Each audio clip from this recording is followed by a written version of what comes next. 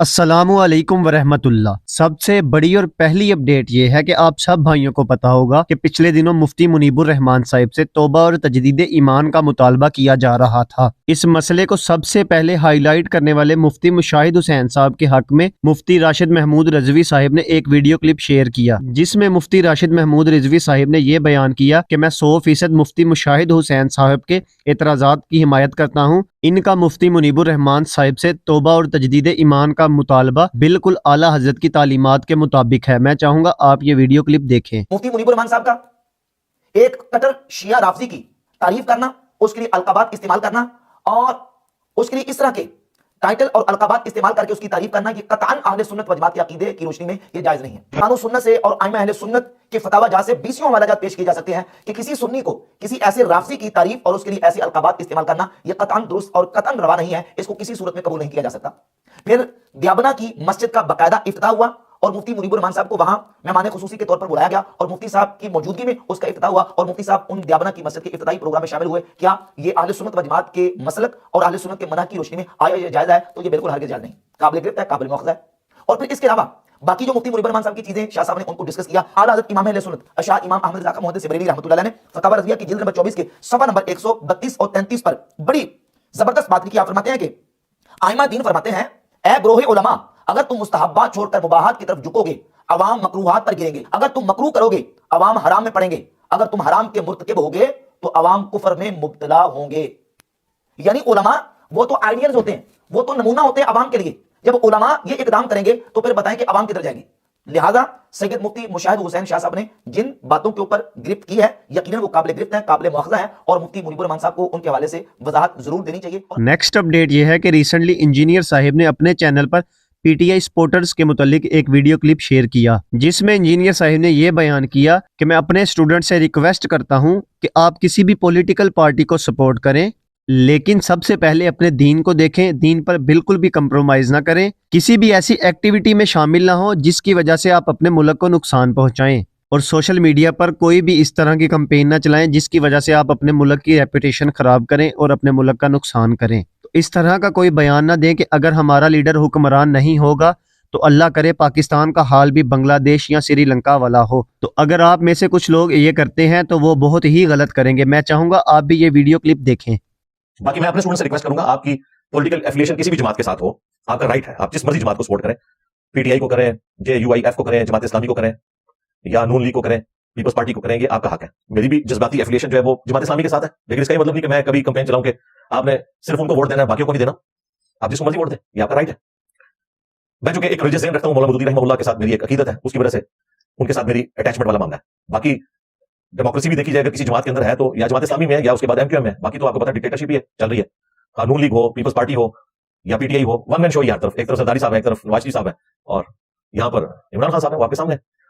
अपने दीन को कॉम्प्रोमाइज ना करें, किसी ऐसी एक्टिविटी में हिस्सा ना लें जिसमें रियासत का कोई नुकसान हो या नुकसान होने का अंदेशा हो। इसी तरीके से रियासती इदारों को या रियासत के साथ नफरत करना कि भी अब हमारा लीडर नहीं है तो पाकिस्तान भी खत्म हो जाए, ये श्रीलंका बन जाए, इधर बांग्लादेश वाले हालात हो जाए, इसके साथ ये हो जाए, दुनिया में कोई वाकया होता है तो फौरन उसके साथ रिलेट करके तो इस तरीके से सोशल मीडिया के ऊपर कैंपेन चलाना पाकिस्तान के खिलाफ, पाकिस्तान के इदारों के खिलाफ, ये बिल्कुल ज्यादती वाली बात है। इससे हम अपना नुकसान करेंगे। पाकिस्तान की फौज और अवाम को आमने सामने नहीं आना चाहिए। और इसमें मैंने आपको पहले बताया कि मैं तो शुरू से इस हक में हूं कि उनका कोई किरदार नहीं होना चाहिए, लेकिन वो किरदार अब हमें हॉट कर रहा है उन लोगों को कि जो आज के यहाँ मजलूम बने हुए हैं। फैज अमीर साहब के साथ मिलकर जो उस वक्त खान साहब करते रहे, वही आज उसकी दूसरी किस्त रिपीट हो रही है। और आप देख रहे हैं कि वक्त बदलता रहता है। आप पता नहीं, ये भी अपना 10 साल का शायद प्लान लेके बैठे हुए, जिस तरह खान साहब लेके बैठे थे वो भी प्लान 3 साल बाद उलट गया हो सकता है, ये भी 3 साल बाद खत्म हो जाएगा, तो अल्लाह को पता है मुस्तकबिल का। लेकिन ये वक्त बदलता रहता है। जो जेलों में है वो बाहर आ जाते हैं, बाहर वाले जेलों में चले जाते हैं। उस वक्त भी मैं समझता हूं कि वो जो लोग मॉडरेट थे और समझाते थे कि ये काम ना करें, आप पे बुरा वक्त आएगा, आज वो लोग भी शायद उस तरीके से आवाज बुलंद नहीं कर पा रहे। कई साफी है, ज़ाहिर है वो भी गवर्नमेंट पोजीशन में आप चले गए।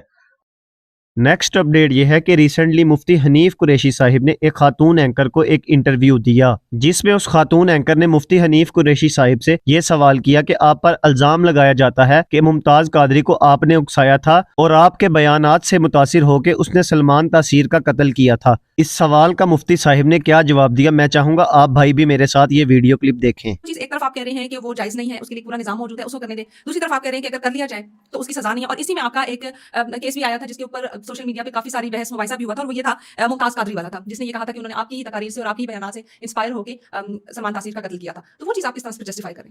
आपका काम है रियासत तक ये कानून बात पहुंचाना, लेकिन बाज ऐसे हालात हो जाते हैं कि जिनमें मसलन एक बंदे ने किसी आशिक रसूल के सामने रसूलुल्लाह को गाली दी, वो नहीं बर्दाश्त कर सका, वापस से बाहर हो गया, उसने वो मर्डर कर दिया। अब क्या करें?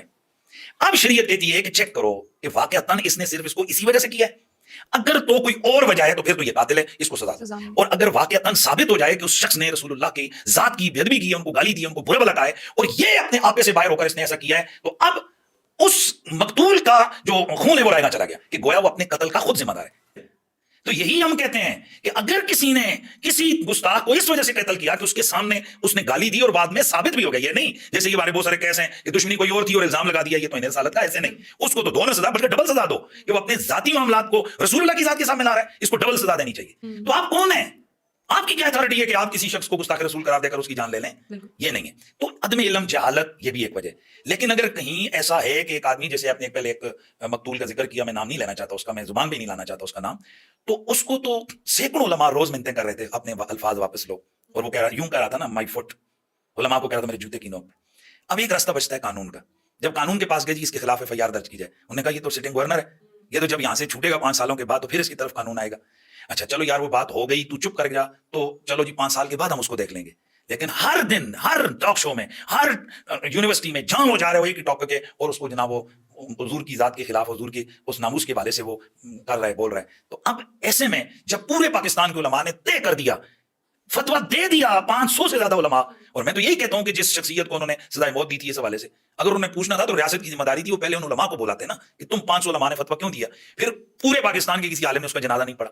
तो ऐसे में अब आप उस शख्सियत को नहीं कह सकते कि जी वो देखें जी उन्होंने एक बंदे को कत्ल किया, क्योंकि ये और वो जो आज खुद उठ के करते हैं इसमें जमीन और आसमान का फर्क है। ये एक पूरी हाइप खड़ी हुई है, फिर उलमा के मेरे बयान आता रहे, इनके बयान आता रहे, दूसरे क्या रहे हैं, वो ये बेदबी कर रहा है, ये गुस्ताखी कर रहा है, ये इसने ये कर दिया, तो ये मामला और है। नेक्स्ट अपडेट ये है कि रिसेंटली मुफ्ती तारिक मसूद साहब ने एक पॉडकास्ट में ये बयान किया कि जब वो मदरसे से फारिग हुए तो उन्हें मदरसे की तरफ से कोई डिग्री नहीं दी गई थी, और जब मुफ्ती साहब ने अपने उस्ताद इकराम से डिग्री मांगी तो उन्होंने ये कहा कि अगर आपके पास इल्म होगा तो आपको किसी भी डिग्री की कोई ज़रूरत नहीं, इसके बगैर भी आप दीन का काम बखूबी सर अंजाम दे सकते हैं। मेरा ख्याल है इसका तो मुझे भी एक जवाब आसानी समझ में आता है कि मुफ्ती रशीद अहमद साहब रहमहुल्लाह ताला की राय को अगर लेना है तो मुफ्ती रशीद अहमद साहब तो विफाकुल मदारिस से भी मदरसे के इल्हाक के कायल नहीं थे। बिल्कुल ऐसा ही है। वो तो इसके कायल ही नहीं थे कि डिग्री सिस्टम हो। मैं जब फारिग हुआ हूँ ना तो मेरे पास कोई सनद नहीं थी। बिल्कुल मुफ्ती रशीद अहमद साहब ने कहा कि हमने कहा हज़रत विफाक से इल्हाक कर दें। हज़रत ने फरमाया अगर आलिम बनोगे, इल्म होगा तो डिग्री के बगैर दुनिया में काम करोगे, इल्म नहीं होगा तो डिग्री से भी काम नहीं होगा। तो वो तो सिरे से विफाकुल मदारिस ही के कायल नहीं थे। तो इन सारी वीडियोस के लिंक डिस्क्रिप्शन में दे दिए गए हैं। ये थी आज की सारी वीडियोस। मिलते हैं इसी तरह के नेक्स्ट न्यूज़ वाली वीडियोस के साथ। अस्सलामु अलैकुम वरहमतुल्लाह।